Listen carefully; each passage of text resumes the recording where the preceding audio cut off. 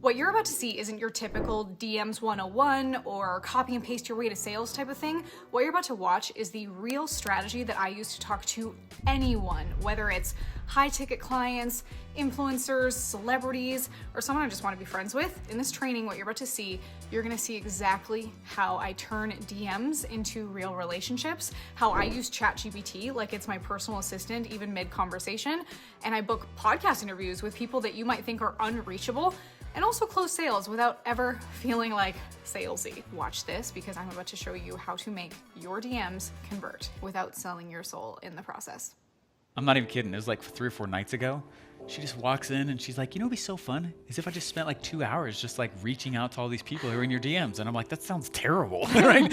and sure enough, she did. She's singing and there's like, and I'm just watching this stuff fly. And we got 4 booked calls that night in those 2 hours of people who were trying to pay me. And like, I don't know, it's nuts. Yes, you can do cold outreach to people, but Stephen, you also have a great system set up because you have content that has attracted an audience, and then you also have the funnels that will convert the audience, and then sometimes it's just the stuff in between. The relationships, the funnel to convert them, but then also the mindset. I feel like it's just knowing how to do it and what to do and what to say that will make it easy. I have a list of people kind of just in order based on temperature. Like the hottest leads to then the coldest leads, and I go for the lowest hanging fruit first. At minimum, if all you do is DM 5 people and do 5 also follow-ups from the day before, you're gonna keep filling your pipeline. Like it's so simple. I think also removing an outcome of, because yeah, I just talked to them. I wasn't talking to them for a transaction or an exchange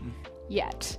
It might lead to it, but sometimes it's just talking about them, caring about them as a human being. And I think that's the basis of business, is caring about a human enough to know what their problem is and caring about them enough to also help them find a solution, whether that solution is me or a referral or a piece of content or a person, place, thing that I can send them to. So when I was talking about, I reach out to people in order of temperature first. I guess like if we look at the list from hot to cold, who are the hottest leads that you have? People who have bought something from you already. Go to your people who have bought anything, even if they just spent $1. They've taken out their credit card, they've qualified themselves by saying, I will give you at least $1, which means that the second $1 is a lot easier to earn as well. They already know who you are, and likely if they've gotten your product, hopefully you've blown their minds and given them some value, that then it makes sense for them to see the next thing that you can offer them. If all you did was also send a DM or an email or pick up the phone and call someone that opted into your funnel or bought something from your funnel, that would go such a long way, because who does that? Not many people do that.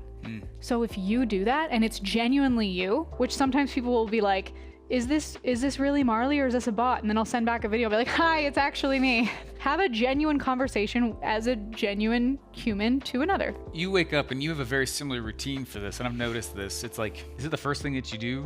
5 outreach, and I call them my money on the table leads. And I just keep filling this pipeline of my money on the table. And I'll also organize them into, is this a potential lead that will buy something? Is this a potential lead for a podcast? Is this someone for a JV? Or is this just like a relationship that I don't know where to categorize it yet, but it's someone that we have things in common and I want to get to know them. I do my 5 outreach, and it's like 5 minimum, which it's very easy to also do more. Like I was in a launch a couple weeks ago and I think I did 500 outreach over a weekend. But I also had a process that like I knew exactly what I was going to say at each stage of the outreach. Not that it was a copy and paste, like I'm just going to say the same thing, but it was like I knew the direction that I was going to go with, hey, this is starting on Monday. I'm very particular about how it comes across. Yeah, you're not copying and pasting. No, and also so many people can copy and paste that I never want to get drowned out in the noise of everyone else that's copying and pasting. So the way that I do that is I might do a little bit of research on their end to see stuff on their profile that I can be personalized,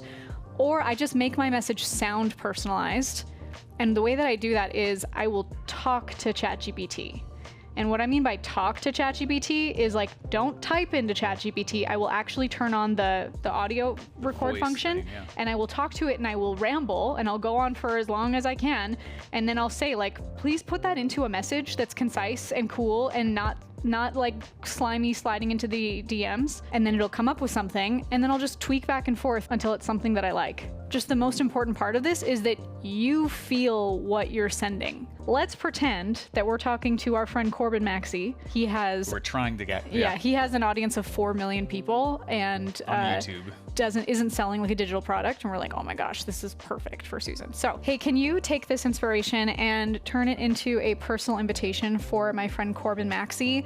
We've talked in the past about his business, that he has an audience of 4 million people that he's not monetizing, and I really believe that he's leaving money on the table.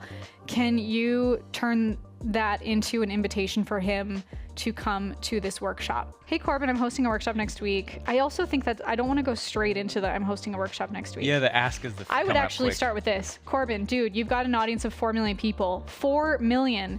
I genuinely believe there's a ton of untapped potential there. You're leaving money on the table, my friend. I'd love to help you change that. I'd probably just send that. I would just send that as message 1. Yeah. And let him respond. Or if he doesn't, then I would follow up. Well, what would I follow up with? Let's see if I can get some help here. So Marley will have this up What can I in say? live conversations while There's she's a with quick people one-liner. and continue to ask it. I'm trying to get this person to commit. I'm trying to get this person to act, but they said this. What should I say? And it's the craziest thing to watch because she's just using this epic tool, and it's like your marketing assistant in the moment, mid-conversation. Yeah. Okay, so let's pretend he didn't respond. And then I said he didn't respond. What can I say as a quick one-liner to bump it up and get his attention? Give me 5 options. Dude, your 4 million audience is calling. Time to make it work for you. What do you think? Like, that's pretty... I think that's cool. I like that, how bold it is, and the confidence, the conviction in that. I don't always use ChatGPT for everything, but if I feel stuck, or I'm like, how can I say this in a cool way, or how can I, but also I feel like doing this also teaches me how to say things in cool ways just naturally. Because if you're always relying on ChatGPT to respond to people, how do you talk to them in person? So I will give you guys, this is just a very simple spreadsheet that you guys can use. I give it to all of our clients in a program we have called the Content Game. So you basically just put the name of the contact here, whatever avenue of communication you're having with them, link to the profile, whether that's Facebook, Instagram, LinkedIn, whatever access you're using. You can put notes in here. If you have other people, status, and you can also add different statuses if you have different touch points you want to add in here, but initial contact date, next follow-up date. So then what I do is I will sort by follow-up date. So it's like, okay, today's Thursday. I'm going to do all of the ones that I scheduled for myself to do today. CTA intention, what the relationship I think is going to lead to, and then just other notes. And the other cool thing is, like, you could just duplicate this sheet and turn it into, like, these are all my podcast leads. These are all my JV leads. These are all my client leads. And just keep building your leads like that. This is a very basic spreadsheet. You could totally have something with more functionality in a CRM software, but this is a great place to start. This is the daily power moves that I have my clients go through, and it's like every day if all you do is just publish one piece of content, you're sending friend requests, you're starting conversations, you're leading to either a CTA or a booked call, and then we're tracking it every day and we gamify it. So we're like, how many points did you get today? This is our daily revenue routine spreadsheet. We do like a little mindset in the morning. We call it the morning formula. You make a daily post, you do your money on the table leads, 5 outreach, you do your 5 follow-up, and then this is our end of the day kind of wrap up of you completed the game. You did everything on your revenue routine, and that consistency just compounds. I mean, do your best. If it's a hot lead and they're like, yeah, let's book a call, I would love to be able to say, like, great, here's my link, or as soon as you can, to keep that momentum. People have lives, and if they're a good lead, you just keep following up with them. I don't think you've lost them just because you didn't respond in 5 minutes. Yeah. You just keep following up. I actually have a lead that I'm continuously following up with, and I said something in my like, they haven't responded to several of my emails. I'm at the point where I'm like, am I being annoying that I'm responding so much? But I just ended my last email with, like, I sent another email with overwhelming social proof. Hey, last time we talked, you said that you wanted this. Here's a result that we just got. Oh my gosh, this is so amazing. I swear, like, just give me 30 days. I'm about to blow your mind. And then I ended it with, like, let me know your thoughts, where you're at. If I don't hear from you, I'm going to keep following up because I assume you just love these emails. Until you tell me no, I assume that you love these emails. So I'm also giving them an out. If you tell me no, I will stop. But then I'm also going to be humorous about the fact that I know I'm following up with you a lot.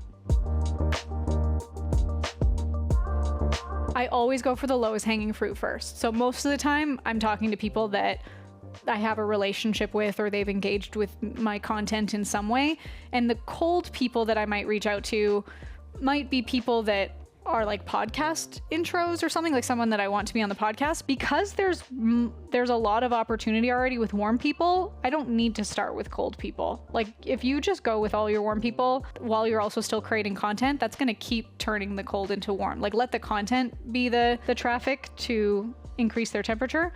My order in temperature is like people who bought from me in the past, people who've opted in, people who have recently bought something low ticket, people that have engaged with my content, meaning like they've commented, they've responded to emails, they've started following me recently, people in my Facebook group.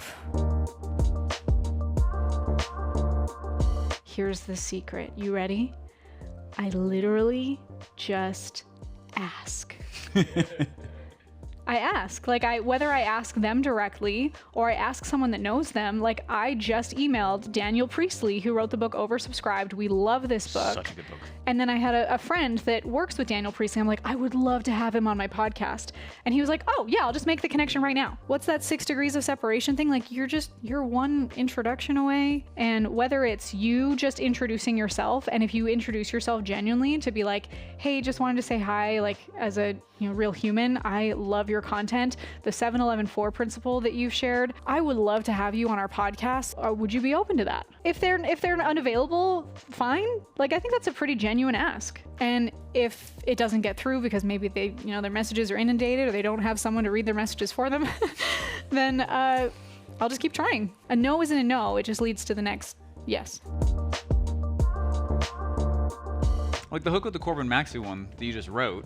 Yeah. Dude, you have 4 million subscribers. Can't believe that you're not monetizing it. It's a vision painting hook. Yeah. Right, which is a great one to do with people who are big. You're a visionary, let me vision with you. Imagine if you could. Right? They love that.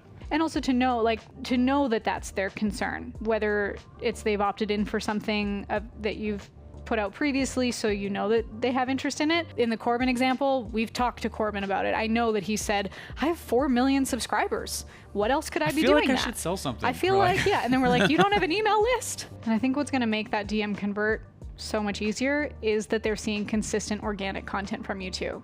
Because we talked about like, what do we send to cold people? Well, I don't want to go for cold people because that's a lot heavier of a lift. It's hard. I let my content do the heavy lifting for me that is broad to reach one to many. But then in the individual DMs, that's where I need to make them feel personalized. I think it's where you're most active because that's where you're going to be having the conversations with people is where you're active. Like I wouldn't be sending DMs on X where I'm not consistent and I'm not putting my energy there, but I'm consistent on Facebook and Instagram, and I have people doing outreach to me or asking me questions or opting into things on Facebook and Instagram. So that's where my lowest hanging fruit is, because that's where my attention is for organic. Yeah, definitely. And I think that this is a really important thing for you to have setters and outreach people that are doing that. But I also think that it is important for you, whoever is the attractive character or the leader of the business, to still have a pulse on real connections with real people. I remember one of the toughest times in my business was when I kind of became entitled to, oh, well, I've grown and now I don't have to do these things anymore.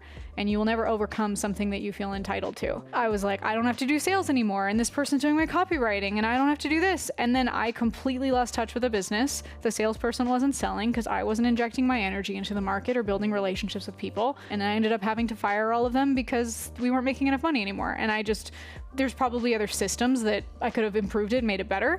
But regardless, I just feel like you need to have a pulse on your audience, your community, whether that's through your organic content, you're responding in the comments, or you are doing some DM outreach to, because it could also be talking to your clients, and maybe it's your team's job that's doing the social media outreach and the emails and the outbound, whatever. But I never want to lose a pulse on the community and what the market needs. And that's going to, I think, come from me actually being in conversation with people individually. Well, guys, has this been good? Been helpful? Hopefully some good insights came from this. And so if there's a problem you've been having on this, just being aware of how this stuff happens and how it's actually quite simple. That's why I wanted to have this conversation. So awesome. Very cool. Thank you guys so much. Appreciate it. Thank you. Thank you so much, Marley. Appreciate it. Give Marley a round of applause.